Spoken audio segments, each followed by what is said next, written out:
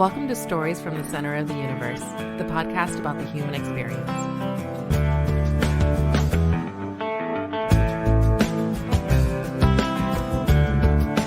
Large, well-armed, and well-organized insurgency. So I guess it had gone past an insurgency into a organized militia group that had taken over Fallujah that was fighting the U.S. presence and trying to become hegemonic, trying to become the power in that region of Iraq at that time. And they were Sunnis. Primarily. They were entirely Sunnis, right? Yes. Yeah. And and again, a lot of former Saddam regime smart guys. A lot of Ba'athists.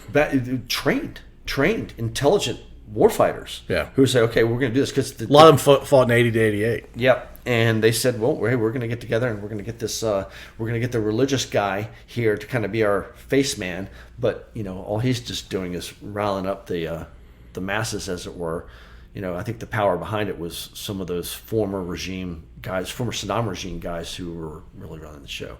I don't know. It was one of the intelligence. We were just told to go out and support this ground unit or shoot that target, and that's what we did.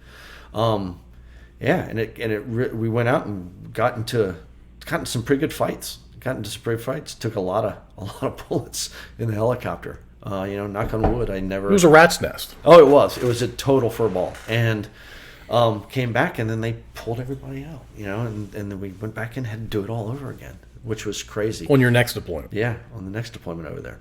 Mm-hmm. And then, so not the way you described it, not as hectic or active the second time, but there was some kinetic activity the second time. And then the third time sounds like you didn't have any kinetic activity. Nothing. And then you go to Afghanistan. And it's completely back to the beginning, but worse.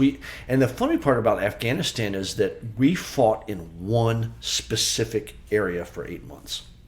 It was across the Pakistan. So they were coming up the Helmand River Valley from the south, and this was just their main corridor for insurgency. I mean, we fought guys in Afghanistan that were from all over. Like, everybody that wanted to come and get their jihad on came to the Helmand River Valley. Come make your bones here. Yeah, come make your bones. That's exactly right. And we kind of had a base there in a little town called Garmshir in Afghanistan, and it became a very large forward operating base after we left. But the Brits had a little small fire base there. Actually, Prince Harry was there. Okay. Like when we first arrived, Everybody knew when he was there. Yeah. Same base. Little small artillery fire base, and manned by scant amount of Brits. I mean, very super capable guys. I think 2 Scots was there when we were there. We shot for them quite a bit. We took over that base, kind of fixed it up a little bit, but we were in a fight every day there, and every day. Like we would go back to Kandahar, where we were based, and then we would fly helicopters out, basically made detachments that would go out and fight, and then come back and rest, recoup, and study or do whatever kind of admin that you have to, because all of that stuff has to happen anyway. Sure. All that kind of in the rear with the gear stuff, and then we would go back out for a week and come back for a week and go back out for a week. But when you're out for a week, it was every day. Almost every day. Yep. And was our mission at the time, or your unit's mission there, to grab land, kill bad guys? Yeah, so we were attached to we were a MU, so we were attached to a battalion landing team, so a battalion of Marines. And they're I don't really know, Paul, but I think it was to ensure that this town of Garmshir wasn't completely in insurgent control, and to basically be a bulwark against all of the insurgents moving up the Helmand River Valley. That's kind of like the first roadblock that they would hitting all the way up to, the rest of the. So attrition of the enemy sounds like part of the mission. And it was very interesting. We had some MISO operations, which I guess were called PSYOPs at the time, where the C-130s would come down and drop all these leaflets in whatever language, and they would drop. And a day after they dropped all these leaflets, it basically said that, hey, we're coming. You're not going to be able to stop us. However, we're not your enemy. The enemy is this guy. And all of the people from that town grabbed their tents and they moved out to the desert area around the town. And they basically, our intelligence said, if anybody is still in that town, they're bad guys. And they were exactly right. The bad guys were like, oh, this is ours now. This is our town. And we're gonna fight you to the death for it. And they did. Yeah, it was pretty interesting. It was like that the whole time. The whole time, once that had happened. Yeah. And and our guys were out in amongst the populace as they started to move back in, and then the insurgents would kind of have a little bit of a resurgent in this, their thing, and they would push the civilians back out, and there would be a big fight for a couple of days, and then everything's calmed down, and then the civilians would start to move back into the town, and then they would be a big fight, and they'd move back out. So again, part of our mission is to reduce civilian casualty, and we're to keep that to a bare minimum if we can. So when that town's at peace, how many people live there, you think? Oh, I'd say probably 5,000. And when the town's at war and the civilians are living there, the people, the ones that are just trying to live, them plus the insurgents took it up to 6,000, 7,000? 7,000. Yeah, I'd say there's probably 1,500 insurgents in there at any one time, and they were well supplied. These were not cavemen. Yeah. Although they weren't, but they were. People that have been fighting in Chechnya and other parts of the world, in Angola or whatever, not Angola, but the Horn of Africa area. They've come from there, and they've come from other insurgencies that they've been part of, and that Afghanistan just happened to be the latest and greatest. Let's go there. And that's where the infidels were. Yeah. Or the infidels that were willing to mix it up. Yeah. Yeah.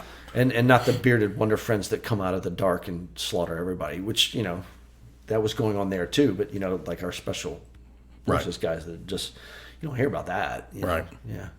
This is well publicized stuff. All right, air metal with V device, the first one. Walk me through that. Is it like a 30-minute window? Is it like a 8-hour window? Yeah, it's probably a couple-hour window. So this was in the daytime. The other one was at a nighttime. This one was at the daytime, and we are flying Overwatch for me and a Cobra as a section. 2 aircraft are flying close air support for a ground unit, so a light armored vehicle unit and an infantry platoon are just kind of clearing the area and moving through and doing their infantry things. The vehicles are 4 vehicles, 8 vehicles, something like that? Yeah, a couple Humvees, I think 4 LAVs with the 25 millimeter Bushmaster cannon and a couple other things. And then I think there was like a mortar variant for a Hummer, and then a tow variant for a Hummer, and then a 50 cal. So a couple vehicles, but mostly it was dismounted guys kind of walking in.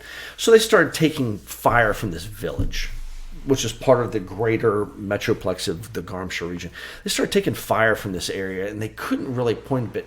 We had these little maps in our helicopters called GRGs, Gridded Reference Graphics, which were just basically an aerial photo or a satellite photo of the area, and all the buildings had numbers, but they had Alpha through Juliet and 1 through 10. Alpha 2 in a square. Yeah, in a square. So you could say, hey, in grid, Alpha, whatever, and you just find the grid and you say building number. Yep, that's your target. Oh, that's easy. Now, very easy to figure out what your target was going to be. And there was some confusion. All right, where's the fire coming from? Is it coming from there? Well, we think it's coming. We didn't realize it was coming from a lot of buildings, but it would come from here, and then it would come from over there, and then it would come from over there, but it wouldn't all at one time. So we're like, guys, you got to point it out. And so I kind of got a little fed up with the guys on the other side of the radio on the ground, and like, look, I'm going to come down, and I'm going to drop a red smoke grenade on this building, and you tell me how many buildings to the left or to the right you're receiving fire from. So I come down, and my crew chief gets all excited because he gets to drop a smoke grenade out of the helicopter, and we come down to about 10 feet above this building, and as soon as that red smoke grenade hit the roof, all hell broke loose. Like, they did not like that. That stirred up the hornet's nest. Why do you think they didn't like it? Because we had marked them. And a helicopter hovering right because you weren't trying to mark them. You were just trying to have a reference point. Yes. Hey, not them specifically. Just right. Now we've got a reference point for you to talk me off of. Well, the helicopter hovering right above their building, and then all of a sudden the tink, tink, tink, tink, tink, and the red smoke, and well, that was when they all came out of the buildings and they started fighting, and it lasted for a long time. And they were fighting what's in the air and what's on the ground. Everything, yep. And no friendlies in the area, but it was a lot of guys in these couple of buildings. So we shot lots of different kinds of ordnance, rockets and missiles and machine guns and 20 millimeter cannon, and the ground guys are shooting. You're directing everything that's happening in the air, as well as coordinating with the ground. Everything in the air, plus doing a call for fire from a mortar variant of a Hummer. He's like, yeah, great. Let's work up the fire. So I give the controls to a young lieutenant that I'm teaching, basically in the helicopter. Say, listen, fly here. I've got to go heads down and read them this fire mission. So this mortar fire mission, so that they can get on target. And they did, and then you call for a repeat because it put some more on there. And you're saying it fairly casually. That's a lot of chaos going on. Super chaos. Yeah, but you got really used to it. And it was I've got some FLIR footage of me on the radios talking. We're doing an engagement, and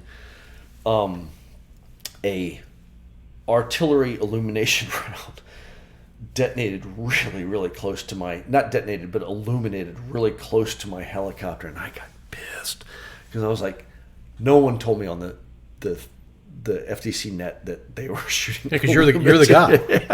Yeah. And I'm out there flying around on there, so I got a little heated with some of the fires guys back there, the battalion, but we're still actually good friends, so that's fine. But it is.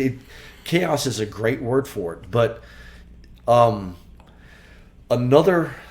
sorry to go back, but when we talk about like my experience at VMI and then boot camp and then officer candidate school and whatever, one of the things through my experience is that I do much better in high stress, high threat, chaotic environments. I seem to excel there. If you leave me to my own devices on a golf course with an open bar, and you're going to squander. I'm going to flail. I'm absolutely going to just You just need high stress in your life. Yes, I do all the time. I mean, yes, and my current job is so low stress, which might be a problem. Golf is stressing me out, though. Not being able to shoot good scores. Sorry, getting off course. But it seemed easy for me to do. It just seemed to flow. Training, right? We're highly trained. Sure. And that training worked. It worked. It just. I was able to go from step one, step two. What's next? What's the most important thing that I need to put my focus on right now? Rack them and stack them by a hierarchy of threat, need, whatever it is, and I'm able to do that very quickly, and that worked out great. The second one, we were flying Overwatch for a dismounted patrol, so infantry guys on the ground by themselves, maybe 40 of them moving through an area, a platoon, and we have a forward-looking infrared camera on our helicopters, and my co-pilot kept seeing something weird, and he was like, what is that? Is this the same lieutenant? No, different guy. Yeah. And he said, hey sir, I don't know what I'm looking at. All right, well, you take the controls, you fly me to the helicopter where it is, and you give me the controls for the FLIR, and it's basically like an Xbox controller, and I'll look down and I'll see what we can see. And sure enough, he found a very well set up L-shaped ambush to where this infantry unit was moving right in. These guys knew what they were doing. They had set up a beautiful ambush, entrenched. Basically a kill zone. Yeah, in defilade, in behind, cover and concealment. And there was about 20 of them against a 40-man Marine Corps platoon, which you wouldn't think that that's a fair fight, but if you're the one springing the ambush, it's completely. Yeah, what I learned is if you're attacking in that way, you have to have. The numbers were still in the Marines' favor, but not not by a ton. not by much at that point. So when we told them to stop, they stopped. They went firm, went to the ground. Basically just kind of found as much cover and concealment as they can. And then we had to call back to the TOC, the Tactical Operations Center of the battalion, and say, hey, we'd like to shoot this. And you can't shoot without permission unless a few things happen, right? Self-defense. Yeah. And they were like, great. Can you get us the FLIR? Well, the footage, the Cobra had a device that was able to send the image back to and they saw it, and they were like, oh my God, yes, shoot them. Heat signature coming from the bodies. The bodies, and you could see them with their weapons, and they had RPGs and light machine guns, and they're like, yes, great, but it was through the trees, so it was kind of intermittent. You had to fly the helicopter at a certain angle to really get good pictures. And they knew you were there. The bad guys knew they could hear there. us. Yeah, they could hear us. So they were just down, and we got permission for a Type 3 control, which is basically they give us a time. They said, you are cleared to engage from this time to this time. Well, that's awesome, because I can do whatever the hell I want at this point. Why time bound it, though, if you're higher? Well, I don't... In case there's something else that's going to follow that attack, I would assume. Okay. Yeah, because there's Type 1, Type 2, Type 3, and then we can go into that at a later time. It's based on what you can see. But this is like, hey, we can't see, but we can see through digital methods what you're shooting at. So it's approved. So, these guys up in the operations center can say, yeah, that's bad. You guys can shoot that. And it did. And after the engagement was over, that one wasn't a very long one like the first one was, the grunts went through, and they literally came up to us that evening when they got back to their patrol and like shook our hands to a man and said, that was our ass. Oh yeah, you saved who knows how many lives. Yeah, that would have absolutely been devastating if you guys didn't find that. So that's what we're supposed to do, which is like, you get medals for it. Yeah, well, okay, great, but that was my job, right? That's what it's supposed to do. Yeah, but it's pretty uncommon stuff. Maybe. You are one of those rare breeds, in my estimation, and I've been around a lot of military people, that to see you coming, you're like, I'm sure he's going to be fine, but he's not going to be the rock star. He's not going to be whoever. And it's kind of the vibe that I put off too, I think.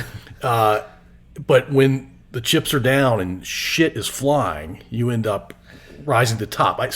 First episode we ever did on this, I talked to... I think he's been to combat 3 or 4 different times. Ranger Regiment guy, love him to death. He was one of my platoon sergeants. Great guy. He said the first time he got in combat, the guys that were the strongest, they look like G.I. Joe. He said those guys kind of fade in the background, and they don't, not all of them, but some of them don't perform. You're right. And the kids who you thought were kind of the slackers or maybe weren't paying attention, they shine in those situations. That's exactly what, and people are astounded. They're like, Buck, you joined the military? And it blows their minds. And then they go, you joined the Marine Corps? The second explosion goes off, and they were like, and you stayed there for 25 years. Third explosion goes off. And it's right, because people thought that I was a barely solvent human being from high school all the way through most of my college. I mean, Paul, I was a piece of work. I really don't know how that happened, but... You weren't screaming Marine infantry combat veteran. God, no. Yeah. No, man. I wanted to be a hippie skier in Vail, Colorado. Yeah. Literally, that's what I wanted to do. And my dad told me absolutely not. But it happens that way. Sort of the people that aren't the ones that you would expect in some of those situations really do rise to the top. Now you got, like you said, there's exceptions to rules. They're guys that were super studs all the way through and just super leaders. Didn't matter what environment. It didn't matter. They were going to be that way anyway. And maybe it's because I wasn't that it's surprising that it happened. So okay. So it's more of a surprise. I don't know. I mean, Hey, Buck, the guys we graduated high school with, if you had told them when we were all 17, 18 year old. Yeah, that I was going to do that? Yeah, no, blown, yeah. Mm-hmm. No, I would have. No. Let me take it a step further, Buck. There were 70 of us in that class, right? 74. 74. Right? Yeah. Okay. So, hey, pick the one that you would think would be number one to have that background 25 years from now, and then number 1 through 74. Yeah. You're not in the first 50%. Oh no. I would have thought that, I'm like, remember Mr. Blanton had that weight room and he had all the records on the wall. Yeah. And our class had a bunch of them. Faye's had a lot for His triceps. Yeah. Well, yeah, he got 2 dips for days. Adrian Duke had the vertical jump record, and Ben Ackerley had the 400 record forever. And we had some studs. Yeah. I mean, just machines in our class. Guys that were wrestlers that were unbelievable. Yeah. And it's like, oh God. I mean, I was skinny, tall, unathletic. I mean, I ran track and I did okay, but no, man. Yeah. You figure somebody like Ackerley. Oh God, yeah. Well, and he did. Well, he started to. Like, he went to Princeton and got hurt doing a jump in airborne school. Was it airborne school or Ranger school? One of those two. One of those two got like proper hurt. So completely rinsed his knee. So he probably was heading towards that military career, and yeah, Things happen. yeah, it is right. Things happen, but yeah, he's the kind of uber just Our after our junior year, Ben and I both played football. Ben couldn't stop doing sit-ups. Like, dude, you understand, to get stronger, you have to rest from time to time. But he couldn't stop doing sit-ups. Yeah. He was doing hundreds a day. I'm like, come on, man. no, He was very, very dedicated. yeah, To what he was doing. compulsive as we were. Yeah, compulsive. Yeah, and I have zero. Now, I have realized some compulsive nature stuff that I have. Some OCD, like, this has to be this way. This has to be like this. Has to be like this. But that all developed much later. After the Marine Corps time, because the Marine Corps is OCD. It screams OCD. Screams it, right?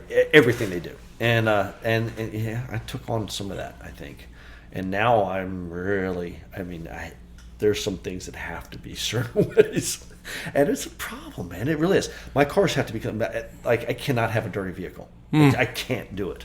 But you weren't like that when you were a teenager. Oh my God, no! My car was a dumping ground. If it got an oil change once every decade, miracle.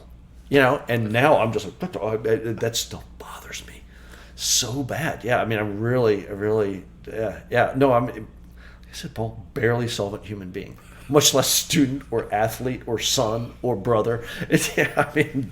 Really a piece of work. So you said brother. We'll go back to your brother. He enlisted the same time you did. He did, yeah. How long was he in? 4 years. He did his first enlistment, got it, okay, grew up, and he went back to VCU and graduated one of the cum laudes that's way up there, and in business and in marketing, and has set the world on fire. Yeah. So he's doing great. Oh my God, yeah. Yeah, he lives up near Chicago. Mm-hmm. Very cool. I only knew your brother when we were in school. I'm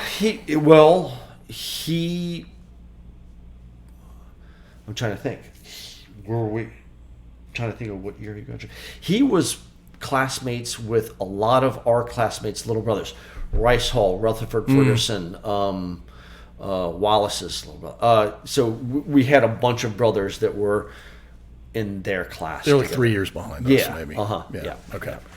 All right. You mentioned HMX 1 earlier, and that's it's the Marine One Squadron. It's the squadron that flies the president around. And I'd forgotten that for a second when you said HMX. I'm like, was that when you went to Afghanistan? Yeah. Sorry, that's the actual name or the actual nomenclature for the Squadron Marine One.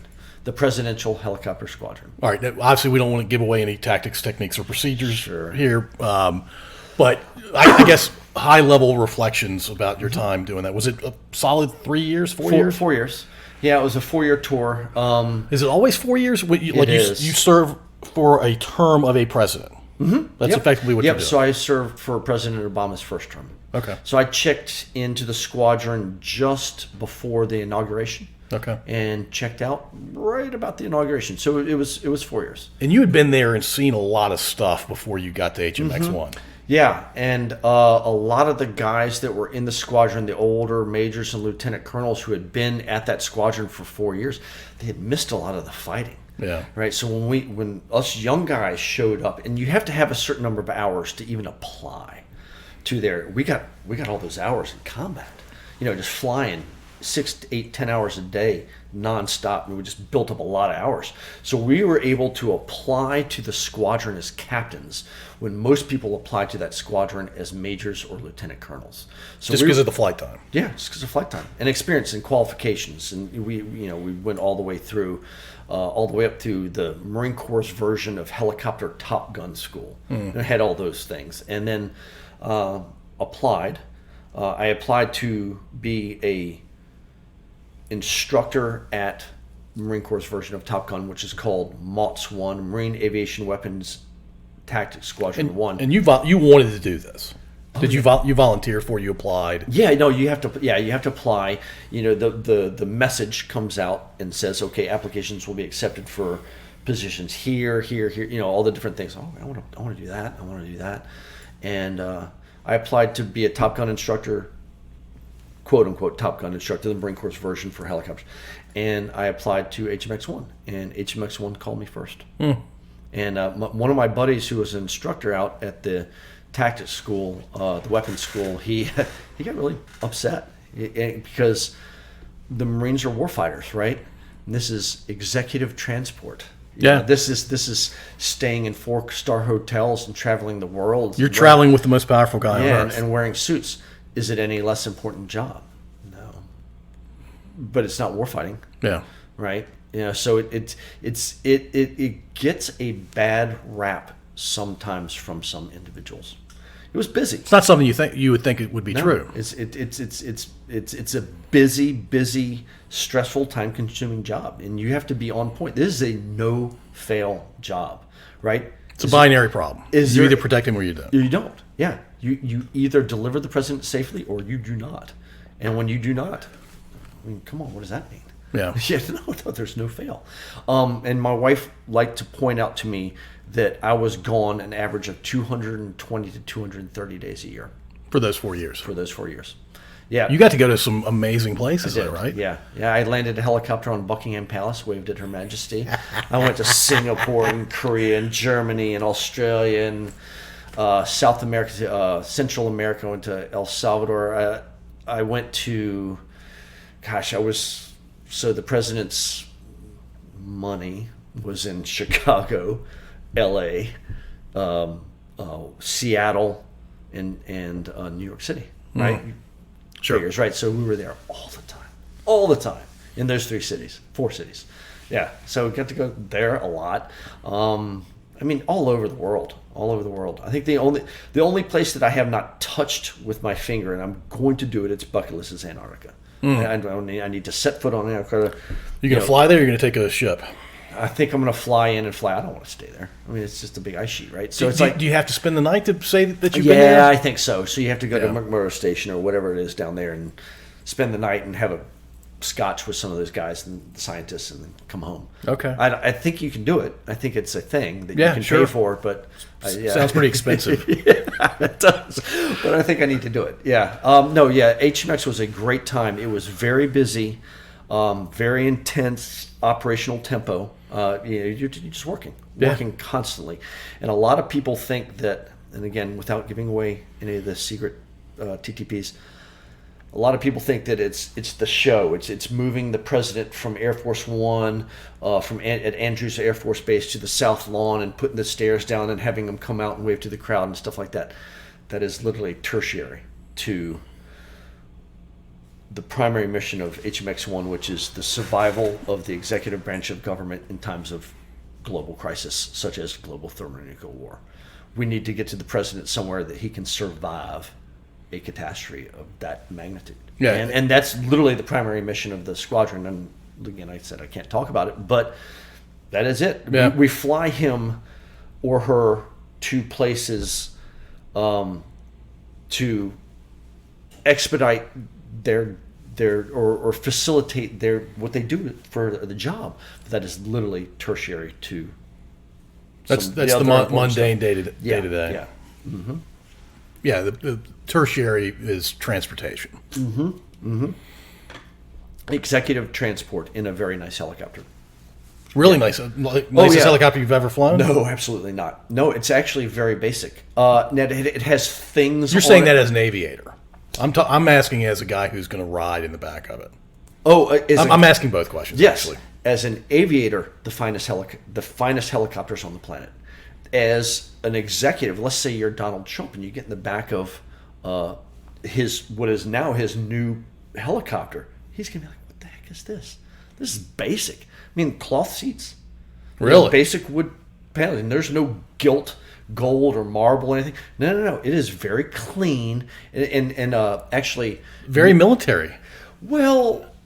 Actually, Nancy Reagan helped design it with some Italian designer. God, I can't remember his name. But like one of her friends, she did the interiors of the helicopter. And they're still that way since. But they're modern. They're clean. They're very well done. They're just not what you would think of as like a modern I'm expecting billionaire's business jet or helicopter. Yeah. I'm expecting leather and a little bit of gold. No, not even close.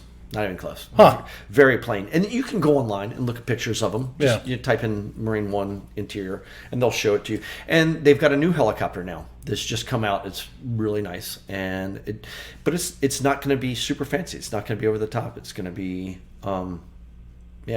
extremely capable. Yeah. Like I said, as a pilot with all the pilot stuff, a lot of it being secret. That's really cool. And the helicopters are immaculately well maintained. I mean, the best maintained helicopter. So here's an example. Sikorsky makes a helicopter, and they say this part will last for X amount of time. The Navy takes that part and they knock off 10 or 20% and said, no, we're going to replace this part at 80% of its lifespan. The Marine One Squadron takes that 80% and goes, no, we're going to replace that part at 50% of that lifespan. So everything in that helicopter is brand new all the time. all the time. All the time. So you're like, especially the old helicopter, the H3, it's like driving an immaculately maintained and restored, beautiful old Cadillac, right? It's kind of a land boat, it's big and ponderous, but it flies perfectly and it's beautifully well maintained. And then you get in the sports car, the 60 that they have there, and you get to freaking turn and burn and do a bunch of cool stuff. And all of them have all the communications and safety stuff for the president on board. Yeah. I won't ask you any more detailed questions about the helicopter itself or what you guys do with it. But it was a good tour. It was fantastic. It was really good. Like I said, I had enough of war fighting. I'd been in 5 combat tours, so it was time to take a break. Yep. Yeah. And the 5th one being Somalia. Well, Oh no, Afghanistan was my last one before HMX. 3 Iraq, 1 Afghanistan. Yep. what And was then the I fifth went to Somalia when I was enlisted. Yeah. So even though we didn't shoot anybody, we're still in a combat. You're definitely in combat. Yeah, and then after HMX 1, I did one more deployment to Okinawa as the detachment commander for the Skid aircraft, the Cobras and the Hueys, which was great. One of my favorite places on this planet is Okinawa, Japan. Absolutely. If anybody has the opportunity to go there, it's amazing. Is it more about Japan or is it more about Okinawa? It is 50-50, man. It is because there's so much American presence there and has been since World War II. But that being said, huge American presence. However, there are still a lot of traditional Okinawan stuff. Old school Japanese. Yeah. And, it was kind of interesting is that I got a history lesson from that gentleman, Colonel Dabney, that I was talking to you about later. My wife and I actually went to his house when we were dating. When I was going to my first deployment to Okinawa, he sat us down for 2.5 hours and talked about Okinawan culture and history and how Okinawans do not consider them Japanese, and Japanese do not consider Okinawans Japanese, and the difference between them and the background and the history and blah blah blah blah, and the Ryukyu Islands and all of it. It was fascinating. And when you go there and you really see it, he was exactly right. He knew exactly what he was talking about. And but the beauty of the place is just unbelievable. It's everything you've and the seen water, and heard. yeah. My favorite place So you have a favorite place, and then you have a favorite place on that favorite place. My favorite place on that place is the back porch of the Air Station Officer Club. They have this beautiful back porch, so you can get your cocktail and walk out back with a cigar and look out over the Pacific Ocean where the sun sets. Oh my God, ridiculous. Yeah, gorgeous. Yeah, that's awesome. Favorite man. place on the planet besides my house. All right, without getting political, Yeah. what was President Obama like when you first started? Super nice guy. Like, always shakes our hands, always came up in the cockpit, met both pilots. Hey, great, let's have a good flight, gentlemen. Wonderful. And spoke every time. I met him not only in the cockpit before I lifted him here, there, and everywhere, but up at Camp David. He would, unlike other presidents, that when the Secret Service comes and kicks you out of an area, like the president's coming to the gym to get a workout, or the family is coming to the pool, they would kick you out, and so that the first family could have that as their time. Family time. Yeah, and which is totally understandable. That's his place to escape and relax. But President Obama didn't want to do that. He was like, hey, listen, if they're there, leave them there. I would like to meet them. You know, if they're in the gym or on the basketball court, or in the pool, or at Shangri-La, which is the little clubhouse that you can get a Frito pie and play video games, and it's a pretty neat place. So he would come in, and the Secret Service would get out. So all of a sudden now the President of the United States is right there, and it would talk to you. He's a community guy, and he wants to bring people together. He did, and he would ask questions. Hey, Major Sessoms, I hear that you're going to whatever next. Yes, sir. How did you find that? Because you were just talking to that guy, and he said, hey, I met him before. So, yeah, one of those guys. And I never met him, but apparently Bush 43 was the same way. He had this weird eidetic memory that when he met you, you can meet him 3 years later, and without a minder whispering in your ear who you were, he would remember everything you told him about your meeting. Yeah. Super rare. Yeah, super rare. But I think that's how these guys get in these positions, is that they have that ability to remember, focus. It's endearing, right? Yeah, it is. It is. And I think that's why people are drawn to them and why they're charismatic. Well, so Marines or U.S. military people that have served tend to be conservative politically. Obama was a community leader, very much a tried and true Democrat. Was he a little bit leery of? So he seemed a little stiff at the beginning, right? Because he hadn't been around a lot. He hadn't been around the military, and he's surrounded by it constantly, in every way, shape, or form. Constantly, he's got his mill aide with him all day long, carrying the little, the briefcase, and I think they hold the doors for him. They're driving his limousines. They're doing the Secret Service is a big part of that too, but the Army runs all of that, right? The transportation department of the White House Military Office. The Air Force is flying him from here to there. The Navy runs Camp David. He's inundated with it, and I think it was kind of. Geez, it's a lot. Yeah, and a lot of new. And as someone who's, I guess very socially liberal, or a liberal politician, you're like, how these people are going to think about me? We don't think about you. We think about the job. Yeah. We think about the title. We serve the office, not the person in the office. But then you get endeared to the person in the office once you meet them. Yeah, and. Yeah, absolutely. So that's kind of how that rolled. And so by the end of your time doing the gig, got to go, and when you exit, you go and you put on your formal uniform, and you get 15 minutes in the Oval Office to shoot the shit. Just you and him. Oh yeah. Oh, and my wife. Yeah, and who was more talkative, you or your wife? The president. So it's him talking. He did. He was like, "What's next for you? Where are you going? What's going to happen here?" Yeah, he did. And he doesn't have to do that. No, absolutely not. Absolutely not. I mean, actually takes the time. You could go in there, take the picture, out. You literally could be in there for 10 seconds. You understood why he got elected. Oh, yeah, sure. To some degree. I mean, if you were unsure, you're going to vote for a charismatic guy like that. Yes, you are. Yeah. A guy that can speak and look you in the eye and talk. His handshake was a little weak. But if you're shaking hands with 50, 100 people a day, you don't want to be giving that crusher handshake. Yeah. So when You're going to have nerve problems. yeah, probably. but when you shake his hand, you're like, I was expecting a little bit. Yeah. That was his only one for the day. That's Sure, fine. that Yeah, he's expectation. doing fine. He's doing just fine if that's his only flaw. Yeah, absolutely. But and so you go in there and you talk for a minute, talking, Jackie, what are you doing? Blah blah blah, and then you take the picture. And that was it. Then you go on to the next part of your life, which was Command and Staff College, which is great because we get to stay in Quantico for another year. And it's all Marines. Yeah. Oh, at Marine One. No, at Marine 1, it sounds like it was. Yeah.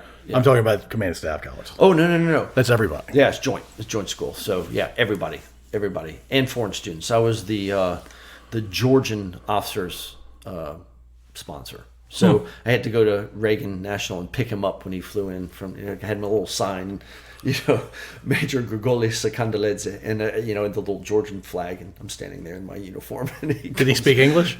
Yeah, he did. Yeah, everybody speaks English, man. We're such a bad nation about other languages, but We're awful. Oh, horrible. Yeah, but yeah, he spoke just fine. Yeah. It's pretty neat. Yeah, the Georgians were where I was when I was in Iraq, and they were an interesting bunch. Oh my God, yeah, they are. And in Afghanistan, he would not go with him a lot, but he would go to Walter Reed and Bethesda to see all of the wounded Georgian soldiers that were coming back from Afghanistan. They're getting treatment in the United States. Yeah. Those guys were in it to win it, man. They were whooping it on. They were tough. Yep, absolutely. All right, so you're now my age. You're 50. 53. 53. Yep. We're both 53. This is an unfair question, but if you could talk to the 16-year-old version of yourself, what would you tell that 16-year-old? I would tell him, I would literally line out the path that I have done that has gotten me to where I am now. And I'd be like, this is probably your only path that you're going to succeed. And I don't know if that's true. It's not true. It's not, but I think that, right? I'm thinking it's like, okay. You're thinking you're that I fortunate? really cannot, yes. The stars line, the luck, the timing, the guidance, whatever it was, that brought me into a very specific, a really weird and unique series of events that brought me into doing what I did for how long I did it. And as successful, without being braggadocious, successful I was doing that. And I'm like, I can't think of any other path. Yeah, sure. Would you tell him to be a Marine? Yeah. No. I would tell him to be a Coast Guard pilot. Okay, why Coast Guard pilot? Because I think that they are probably the finest aviators in our helicopter pilots. You talk about jets and who's got the best jet pilots, and you go watch Top Gun and decide for yourself. The Coast Guard helicopter pilots are flying every day in real world missions in horrendous conditions. Horrible conditions. In horrible places. Like Alaska. Oh yeah, Alaska, absolutely. Off of, Montauk up in New York or Maine or whatever, going out in frigid conditions, wearing full dry suits while they're flying a helicopter and flying into whatever weather is presented to them at that time. World-class equipment, world-class training, but come on, man, that is some serious stuff. And they do it every day and save lives. Whereas the Marine Corps, I can spend 25 years, I can go to combat for 4 of those, right? And then train for the rest of it. Very intense period of time. But those guys are doing that every day for 20 plus years. Do you think it's this is the PTSD question? Do you think you've been affected in any way? I don't think so, Paul, honestly. And I know it's real, and I know what the science says. But and some of the stuff that I've seen and some of the stuff that I've experienced, and I'm like, why am I not a bag of goo? And why don't I not break down? Yeah, sometimes I get a little thoughtful and a little emotional thinking back on some of the stuff that was really, really bad. That's normal, though. But I don't know.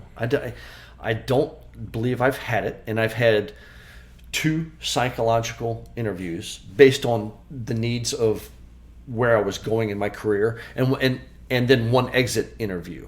Right? They test us a lot, for different things. Good. Yeah, which is very good. And then my exit interview, and the guy was like, "Get out of my office, you're fine." Yeah, I mean, literally 2.5 hours of talking to a psychiatrist, not a psychologist, whatever. Yeah. And straighten my brain. We call him the wizard in the military. Like, you got to go see the wizard for a little while, and then, hey, the wizard freaking shrinks your brain, does whatever he does. And yeah, 3 times over the last 25 years after or before specific events that required it, and no, all of them were like, "You're fine." Yeah. Are you lucky? Yes, very. Because I've got friends who aren't Right. so lucky. Right. And some of the stuff that they experienced was less, some of it was more. But the end result, based on what is happening to them now, is the same. Yeah. Whether it be alcoholism, depression, whatever, you see it. You see a lot of it. And I think I lucked out. I really did. Or it goes back to, well, you thrived in that environment. So what was it? What was the thing in the cog in your brain that allowed you to not only deal with it and digest it, but come out better because of it? I don't know. Yeah. I really don't know. It's impossible to diagnose, Yeah. I imagine. Even that psychiatrist couldn't. Yeah. All he cared about was, Are you healthy? Yeah. Yeah. Get out of my do I house. need to help you beyond this conversation? Yeah, and I mean, really personal stuff. I mean, the questions were deep, man. I mean, tears come to your eyes at some of them. Yeah. Yeah. So. Well, I'm glad. Yeah. I'm happy for you. Yeah. Thank you.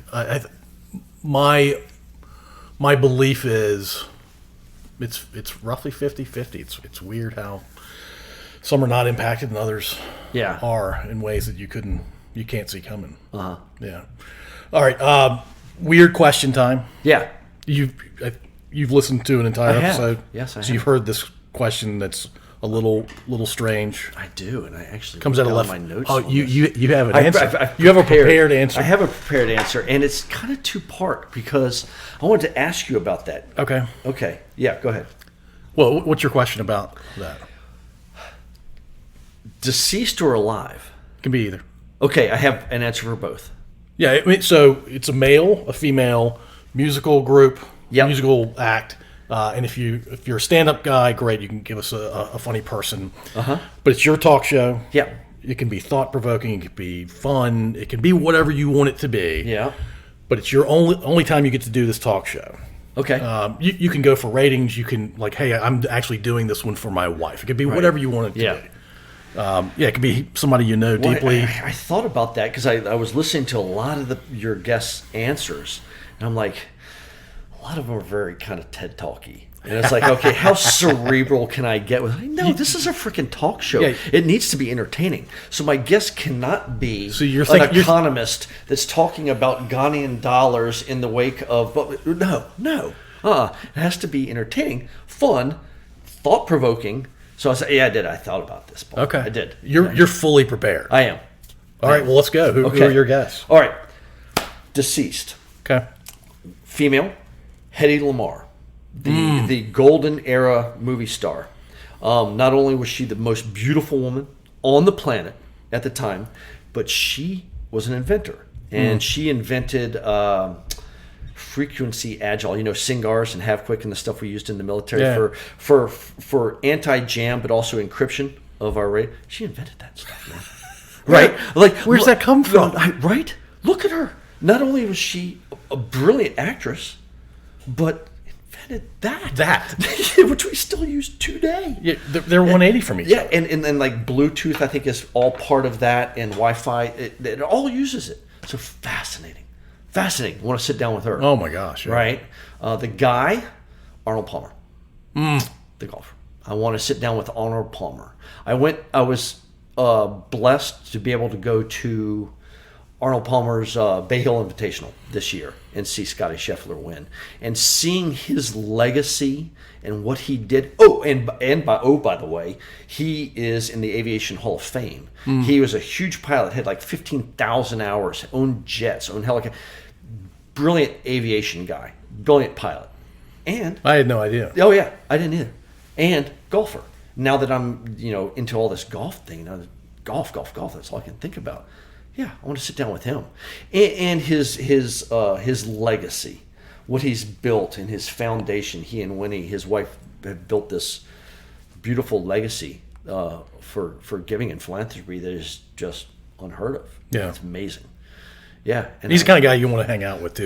Yeah, that's that. I've heard that in spades. It's like, yeah, that's the guy you could have a beer with and talk to and play golf with, and just the pictures of him with the cigarette hanging out of his mouth, standing there with the cardigan, and just like, yeah, I want to play golf with him, man. Look at that. Give me 4 hours and 1 round of golf. And what if Hedy Lamarr is sitting next to him? What are they going to talk about? Oh my God! Oh, come on, man. Yeah. So yeah. Yeah. So yeah. All right. So that's the deceased. Alive, female, Reese Witherspoon. I did not see that coming. Yep. So Oscar winning, brilliant actor. And director and producer. And director and producer, right? And director and producer started her own business called, what is it, Hello Sunshine or whatever. I think she just sold it for $900 million. Come on, man. Really? Yeah, and she's a... Total Smoke Show? Yes, I was thinking that too. She's attractive, sure. Yeah. But she's also, she came from pretty humble place in Tennessee, right? Southern girl, and just brilliant. Come on, man. How do you do all of that? And she's, a couple years younger than us. So age appropriate. And it's like, yeah, I want to sit down here. I want to hear what she has to say. I want to pick her brain. And the guy still alive, Jordan Peele. For some of the same reasons, right? He's unbelievable. Hysterical. So that's part of the comedy thing, but now he's producing all these movies and writing all these movies and got his own production company. Oh, he's awesome. They're brilliant. Yeah, brilliant. He's awesome. Some of the stuff that he wrote when they were doing Key and Peele just puts me on the floor. And I can watch it the substitute teacher thing and over and over again, or the East-West Bowl, the All-Stars. Come on. Yeah. Brilliant. And his movies like Get Out, and now the new one out. Nope. Yeah. Perfect name for a scary movie. Nope. how do you name a movie better than that? It's beautiful. It's beautiful. So, gosh, the band. Oh, entertainment. All right, I have two. And I've got to say two, and I'll let you help me choose. The first one that I decided until I was driving up today and heard another song, which spurned the second one. The first one is the Go-Go's. Oh yeah, they're fantastic. Fantastic, right? Yeah. Just got elected to the Rock and Roll Hall of Fame. Only all-female band to write their own music and play all their own instruments. They're all forces. Their the documentary that's on Netflix now. I don't know. Fantastic. You should watch it. It's really, really cool. Very eye-opening from their really kind of LA punk scene beginnings back in the late 70s, right? It's crazy. Yeah, I still have a crush on all of them. All five of them. Man. Yeah. Forget about it. And I was listening to them. I was jamming out to them on the way up here, and it's very. I get it. It's poppy, but you can hear that punk background. You can hear the kind of edge to it. Yeah. And I'm like, wait a minute, they really wrote all this. They're playing all these instruments in there. It's pretty damn good. They're good. Yeah. Yeah. The other band is Earth, Wind and Fire. Come on. You'd be amazed how many people have said Earth, Wind really? and Fire. Yeah. No kidding. Yeah. I had a poster of them, like the big band, in their multicolored jumpsuits and their capes, and they were entertainers. Oh my God! Yeah. It's. I don't know. I mean, I'm sure they changed a lot of members, but some of their permanent members. And if you don't have a horn section, forget about it. I won't listen to you. So those are the bands. Yeah. Yeah. You should have both of them on. Yeah. Yeah. You don't have to choose. Compare and contrast. Yeah. Yeah. And they're different. Yeah. They're very different from each other. Yeah, that's quite the show. Yeah. I think it would be a good. Yeah. So sorry, I picked four. The dead and alive part. But you could. No, you're good. You could talk to each person for days. Yes, and I want to. I would love to. Yeah. You can set the world record for longest talk show. One episode. How long have we been talking? We're right at 2 hours. I'm sorry. No, you're not. Don't apologize. This is all great stuff. Okay. I'm going to split you up in two, actually. It's going to be two different recordings. Okay. Or two episodes. Yeah. It's the third time we've done that. Oh, really? Yeah. Sorry, I get verbose. No, please do not say you're sorry, because you've lived an amazing life, man. It's really cool. Thank you. All right, so what are you doing now? I fly helicopters, EMS helicopters for, this is a long hospital name. It is Novant Health, New Hanover Regional Medical Center. There's a lot going on there. Yeah. The company I actually work for is Apollo MedFlight out of Amarillo, Texas. And they are the helicopter aviation provider for the hospital in Wilmington, North Carolina. I've been doing it for 4 years. Literally, like I said, fell right into it right at my retirement time. So missed no time out, and I've been doing it for 4 years. Yeah, it's not quite as exciting as a lot of your record gigs. Yeah, when you go to a multi-car accident with entrapments and rollovers on Interstate 40, just north of Wilmington, it gets sporty. And in the middle of the night when weather's coming in, and it can. And you're landing on the highway, right on the highway. Yeah, the fire department, the police department will normally arrive on the scene before we get there and make a landing zone for us. And we do scenes, but actually most of our flights are transports between hospitals, small county hospitals to bigger hospitals. Mm-hmm. So we do that. Patient transfer. Yeah.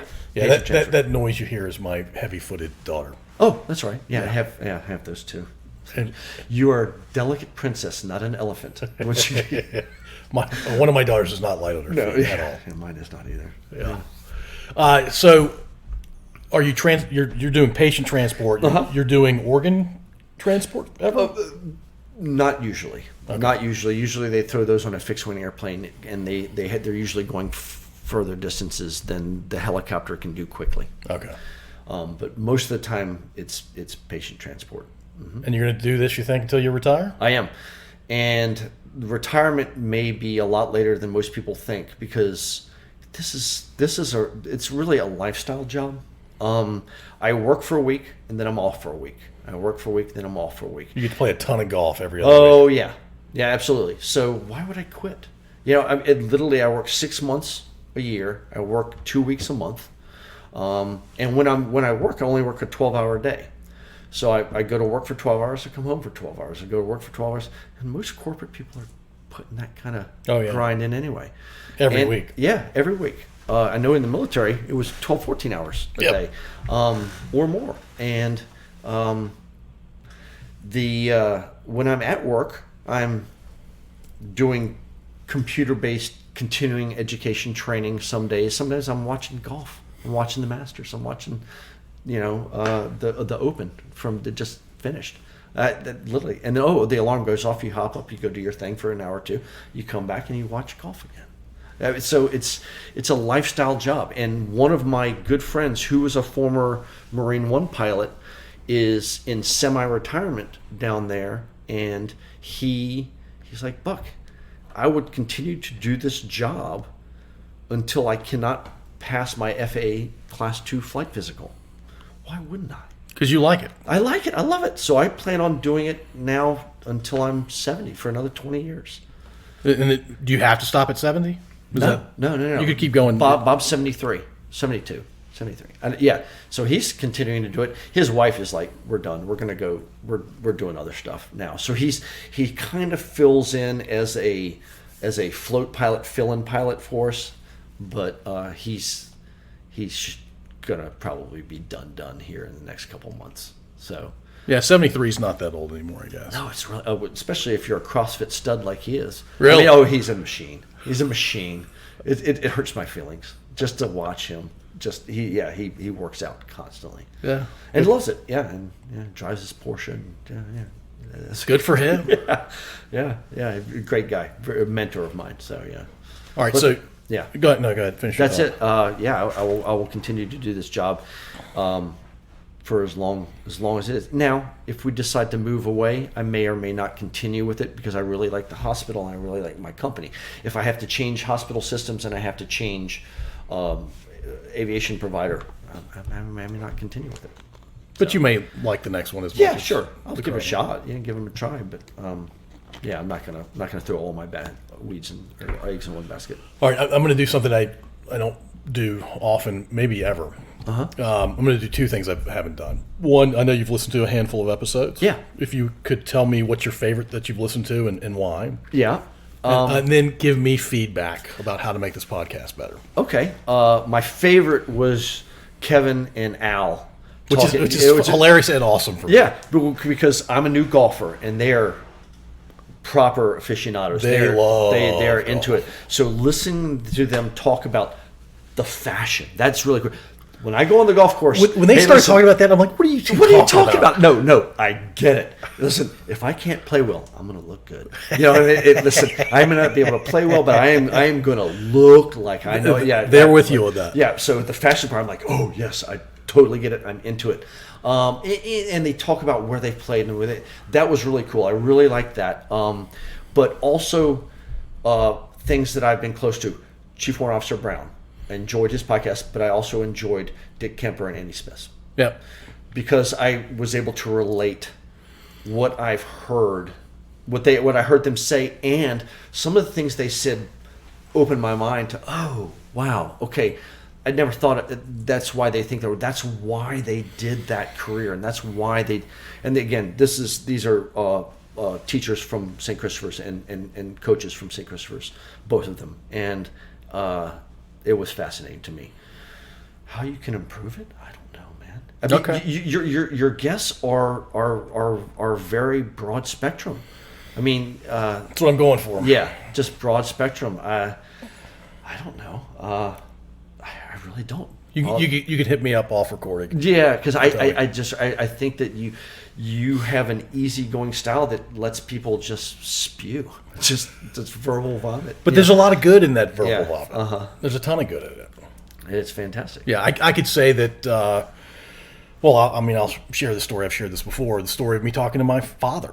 Yeah. And I learned, I think I told you this when we reconnected, like he told me stuff on that recording that I didn't know. And it was about half of what he said. Yeah. And I said to him after the recording, I said, how come you've never talked about this stuff before? And he said, because you never asked. Wow. And so there's maybe a lesson in that for all of us, that you could maybe be more inquisitive about the people in your life. Kind of yes, it is. That's big time. Yeah. It kind of funny stories like who are you close with? VMI guys or Marine guys or high school guys? Who are you the closest with? Not high school guys, man. I'm sorry to say. Yeah, it's the same for me. And honestly, not Marine guys. I have Marine friends. My closest friends to this date, and of the greatest number, are VMI guys. Yeah. I don't know why that is. You know, I don't know why that is. Don't know what about VMI or the type of group, whatever, you know, it is. Because I want to combat with these guys. Why shouldn't I be closer with them than guys I've studied? You have a special relationship with Marines, Yeah. but yeah. But the VMI guys are the closest. Now that you went back to VMI, I meant to ask this question when we were talking about VMI. When you were second year, third year, or second class, third class, not a rat, were you a friend of the rats? Were you like their tormentor, or were you somewhere in between? Somewhere in between. So I was on what's called the rat training cadre. So we would take the rats, me and that guy, another guy, a buddy of mine, Gary Rose, who became an F-15 pilot in the Air Force,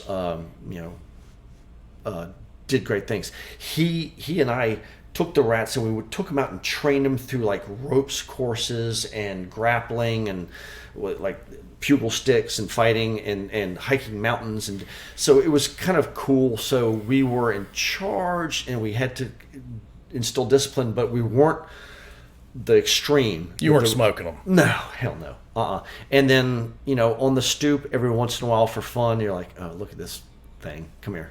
You know, and you kind of square away. You were ultimately helping him. Yes, but I wasn't the flame. I wasn't the guy that was just smoking dudes cutting out. It actually kind of irritated me a little bit. So no, I was not that guy. You don't strike me as a sadist. Thank you. Maybe a little bit of masochist. A little bit of a masochist. Oh, I think I probably have a little bit more than a little, but yeah. I think you have to have some of that to be a Marine. Yeah. Awesome. Tell me about how you and Jackie met. My brother and her best friend got married. So I was the best man, and she was the maid of honor at their wedding. You're not the only person that's happened to. Yeah. And 20, almost 24 years in September. So your younger brother got married before you did. He did. Yeah, my younger sister got married before I did. Yes, he did. Yeah, quite a bit before us. She did not like me when she first met me. I was a different person, but apparently I matured and got better over a couple of years, and then we started actually dating, and then that worked out great. And you've been together for a long time now. Yeah. That's awesome, man. Very good. Will Jackie listen to this? Yes. Yeah. She will.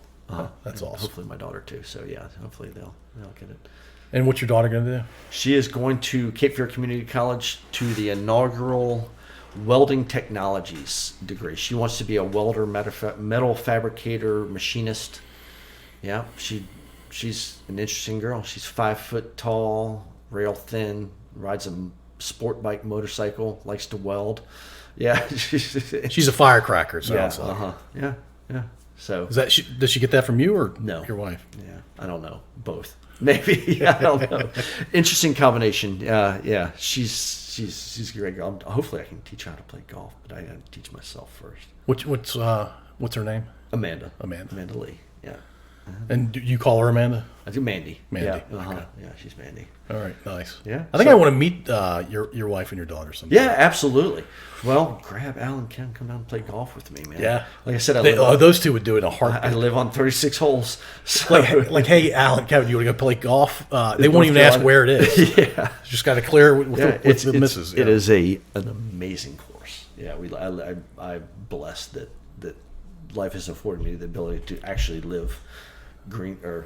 And 36 holes in a community like that, they're very serious about golf. They take it brutally serious. I am not anywhere close to, I actually feel self-conscious a lot of times going out, and everybody that I play with is like, the only person that cares about your score is you. And I'm like, well, I kind of want to get into groups that are higher handicap, and so I do. Yes, I care about my score, and it's not good. What's your best round? 91. So okay. I'm in the low 90s now. Hopefully we'll break 80. I've been playing for a little over a year, and hopefully I'll be in the 80s by spring. Golf's a hard sport. Yeah, it's a really hard sport. It is. I'm hoping to be and one of my roommates from college is a proper golfer, and I also to play with him in some of the places that he plays. I need my game to be better. I need to be in the 80s. Yeah. At least, hopefully better. But then he sent me something the other day that said 45% of the golfers in the world break 90, 20% or less break, whatever, or break 100, and then 20% break 80, 5% break, so it was break par, go under par. He was like, "You're just fine." And I'm like, I'm not. Anything with 2 digits is great for me. Yep. Very cool. Well, Buck, I appreciate you coming all this way. Thank you very much. I appreciate you taking the time to do this. I also, more importantly, appreciate your service to our country. Thank you, Paul. You've done more than 0.1% has done. People that are lucky enough to be called Americans, you're in that top 0.1%. Thank you. It was my honor to do so. Thank you for listening. If you enjoyed this episode, please subscribe to wherever you listen to podcasts. We'd also really appreciate if you'd rate and review us. You can find us at SFCOTUpodcast.com.